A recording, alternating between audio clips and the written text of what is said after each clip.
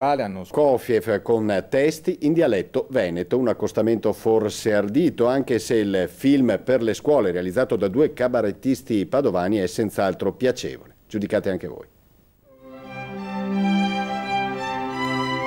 La musica è quella di Prokofiev, della famosa favola sinfonica di Pierino il Lupo, composta per insegnare ai bambini i vari strumenti e come funziona un'orchestra. Ma il racconto della storia avviene in dialetto veneto. Voci narranti il duo cabarettistico delle Bronze Querte, Remigio Ruzzante e Roberto Soldan. La sei Gina, tutta contenta perché Pierino si è smentegato di sarare il canceo.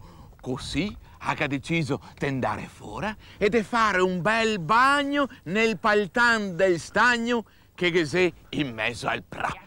Girato in mezzo ai boschi del Trevigiano con l'orchestra Collegium Sinfonium Veneto, i vari personaggi interpretati da bambini, Pierino il Lupo, in versione dialettale veneta, è un film, un mediometraggio. Abbiamo fatto questa traduzione per fare uno spettacolo, è diventato un film. Pensiamo che possa essere, oltre che divertente, anche istruttiva. E può essere talmente tanto divertito che siamo convinti che sarà un prodotto alla fine apprezzato e utile. Cassetta video e DVD sono pronti per la diffusione, presentati a Venezia, Palazzo Labia, da autori e piccoli interpreti in costume da scena. A promuovere l'iniziativa la Regione con l'assessore alla cultura e all'identità veneta Ermanno Seraiotto.